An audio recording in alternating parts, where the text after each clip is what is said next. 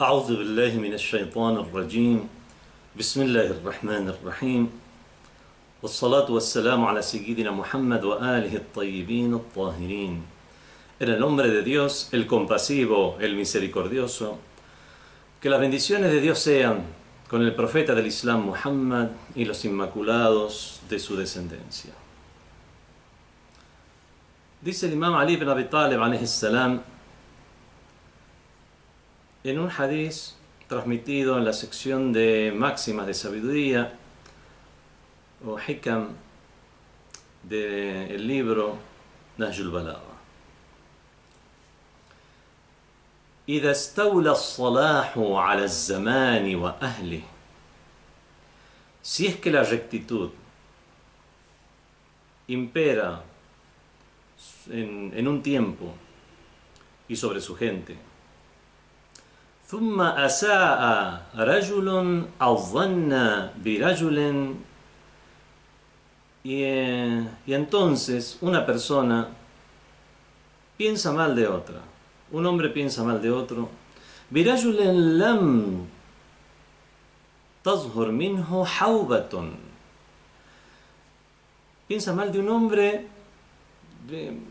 de quien no ha surgido ningún acto de pecado, de desobediencia, فقد ظلم, ciertamente que ha sido injusto. وإذا استولى الفساد على الزمان وأهله. Pero si es la corrupción lo que impera en una época y sobre su gente, فأحسن رجل الظن برجل, y un hombre, siendo estas las condiciones, un hombre piensa bien de otro hombre, فقد غرر o غرر, ciertamente que se ha defraudado a sí mismo. Vemos que en este hadith el imam Ali ibn Abi Talib alayhi salam nos enseña la importancia del contexto geográfico, histórico, social en el que se desenvuelve una persona. Es por eso que en la escuela de Ahlul Bayt es muy importante que el mujtahid, esa persona que está capacitada para extraer las normas del Islam, los preceptos del Islam a través de sus fuentes, sea conocedora, esa persona sea conocedora del tiempo y el lugar. Sepa también adaptarse a los diferentes contextos en el sentido de conocerlos. Por ejemplo, si está estudiando un hadith dicho por un imam, tratar de situarse a sí mismo en el contexto de ese imam. Ese imam, por ejemplo, podía hablar libremente, podía dar clases libremente, o no, había todo un sistema opresivo como el de los califas corruptos que le impedían expresarse claramente. Vemos entonces que es muy importante observar en qué tiempo, en qué lugar y cuáles son las condiciones en las que nosotros vivimos para expresar una opinión, para confiar o no confiar. Este es un tema delicado y esa es la función de los sabios. La función de los sabios es orientar a las personas. Por eso es que en el Islam están preceptuados tantos actos de devoción comunitarios como el rezo del día viernes, la peregrinación o los mismos rezos diarios, donde se ha hecho tanto hincapié en el hecho de hacerlos en comunidad, disponiendo recompensas para quien lo hace en comunidad. Si incluso simplemente dos personas hacen un rezo en comunidad, eso equivale a 10 veces un rezo que se hace de manera individual. Si son 3 personas, así se va sumando, y cuando son más de 10 personas, ya directamente los ángeles que escriben las recompensas ya directamente sueltan los cálamos porque ya no pueden llegar a computar las veces, las recompensas que tiene ese grupo. Estos no son simples incentivos. Realmente existe esa recompensa. Pero también, obviamente, esa recompensa es por un acto y es por un beneficio que tiene ese acto. En este caso, por lo tanto, vemos con este caso, que es el del rezo comunitario, como los demás casos, como lo son el rezo del día viernes, la peregrinación a la Meca y las diferentes congregaciones que se producen con fines religiosos, por nacimiento de personalidades, de los imames de Ahlul Bayt, por ejemplo, o situaciones, o festividades o fechas religiosas, vemos la importancia de el sabio, el religioso, al decir su jutba, que se debe orientar a las personas, puesto que no todos tienen la dedicación en temas religiosos, políticos, sociales, comunitarios, temas del día que atañen a toda la comunidad. Confiar o no confiar en una persona. Hay muchos hadices que nos incentivan a pensar bien del otro. Es más, incluso jurídicamente uno tiene una obligación en cuanto a su actuar. Pensar es algo que no se puede imponer. Pero en cuanto a la actuación que el musulmán tiene frente a otro musulmán, es el de pensar bien. Si vemos a una persona que hizo una acción, y eso tiene dos posibilidades, es nuestra obligación tomar la mejor de las posibilidades, considerar la mejor de las posibilidades. Pero también existe el tema de poder mantener en nuestras mentes también aquello que estamos desconfiándolo, dejándolo a un costado. Tampoco debemos ser tan ingenuos. No podemos ser tan ingenuos como para no tener en cuenta las intrigas que pueden surgir en la sociedad. El hadith del profeta nos dice: al-mu'min kayyis. El creyente es kayyis. ¿Qué significa kayyis? Bueno, en árabe vulgar se le dice kayyis a una persona que es bonita, linda, hermoso, bello. Pero en árabe culto, que es el árabe del Corán, el árabe de los hadices, kayyis significa una persona que es sagaz, intuitiva, sagaz.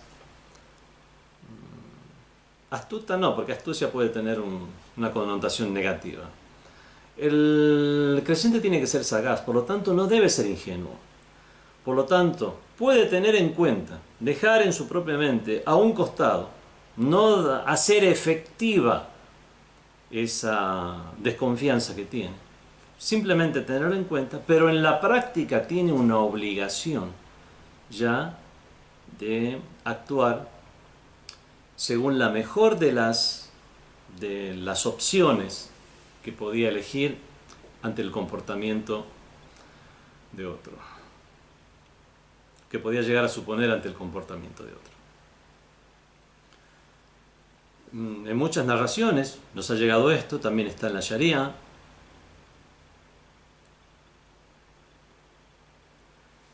Y con respecto a esto, al hecho de pensar bien y por supuesto en la práctica mantener el honor y la dignidad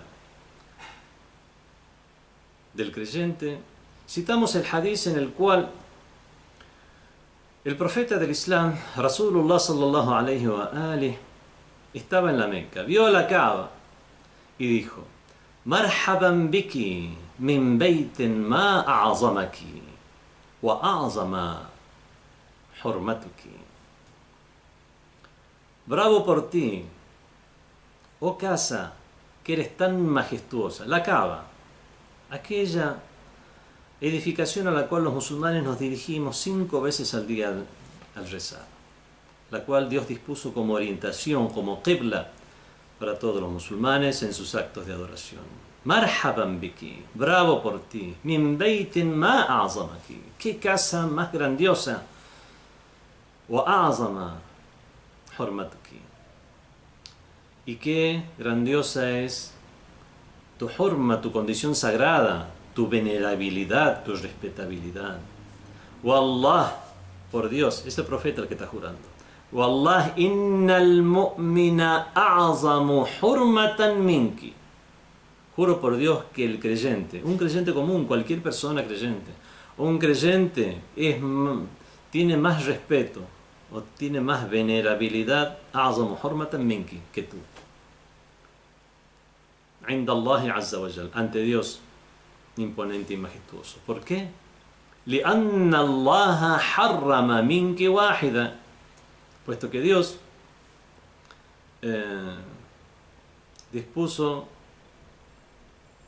prohibió respecto a ti una sola cosa, o dispuso que se deba observar tu sacralidad en una sola cosa, o tu inviolabilidad en una sola cosa, وَمِنَ الْمُؤْمِنِ ثَلَاثًا, y dispuso que sean observadas las 3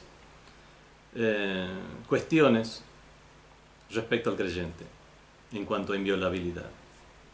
Damuhu, su sangre, su integridad física sería. Wamaluhu, sus riquezas, sus bienes.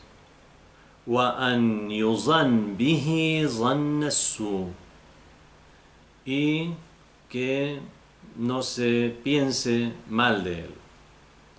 Y lo dispuso como una obligación. Vemos que esto lo dijo el mensajero de Dios, obviamente como enseñanza, como enseñanza para los musulmanes mientras se dirigía a la casa de Dios. A veces son tiempos de intrigas, a veces sí, como dice al principio del hadith el Imam Ali, إذا استولى الصلاح على الزمان وأهله, si es que impera la rectitud en un tiempo y sobre su gente, bueno, las cosas son mucho más fáciles. Vivimos en una sociedad recta, donde hay valores, la gente se comporta en general en base a esos valores. Puede haber parias de la sociedad que no tienen un buen comportamiento, pero en general no es lo común. En ese caso es que uno debe pensar bien del otro, y ya no es solo el pensar. Hicimos una diferencia mientras explicábamos el tema sobre pensar y tener en cuenta, y sobre hacer efectiva la sospecha. Hacer efectiva la sospecha en ningún caso mientras siga siendo solo sospecha, pero en cuanto a pensar, mientras haya rectitud, debemos incluso pensar bien del creyente, pensar bien del otro, pensar bien de un hombre con otro hombre, ya no habla de creyentes aquí. Pero cuando no es el caso, sino que es la corrupción la que impera sobre un tiempo, la que impera sobre la gente, es lo usual entre las personas, en ese caso, pensar bien de otro hace que una persona se defraude. Son los religiosos los encargados de hacer estas diferencias, de clarificar estas diferencias, clarificarle a los creyentes esas diferencias que hay entre pensar bien o mal y la prohibición de hacer efectivo el mal pensamiento. Mientras no haya una prueba. Veo a alguien en actitud sospechosa, y como han ocurrido asesinatos en este lugar, en este barrio, pienso, supongo, tengo una sospecha que es un asesino. No puedo hacer efectiva esa sospecha y matar a esta otra persona, o encarcelarlo inmediatamente, o lo que sí puedo hacer es tener en cuenta, pero sin hacer efectiva hasta ese punto. En todo caso, si hay un peligro para la sociedad, sí, alertar a las autoridades correspondientes, precaverme, pero precaverse no es lo mismo que instalar y actuar, instalar una sospecha en la comunidad y actuar en base a la misma. Hay personas a las cuales podemos por algún motivo no tenerle simpatía. No debemos demonizarlas, aun cuando a lo mejor podamos tener razón en algún mal comportamiento que pueda haber surgido de esa persona. Pero no es una obligación que, aun cuando tengamos una sospecha, no actuar según esa sospecha. Si vamos a mermar su honor, vamos a calumniar, hablar mal, rebajarle el honor o el buen nombre de esta persona en la comunidad, en la familia, mucho más si es en medios de comunicación. Es realmente una barrera muy sutil, donde los religiosos deben actuar ya con mucha honestidad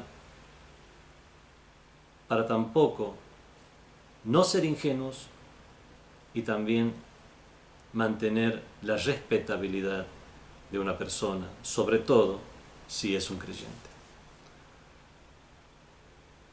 Rogamos a Allah subhanahu wa ta'ala que nos otorgue esa percepción, esa basira, para actuar correctamente ante esas circunstancias. Wassalamu alaikum wa rahmatullahi wa barakatuh.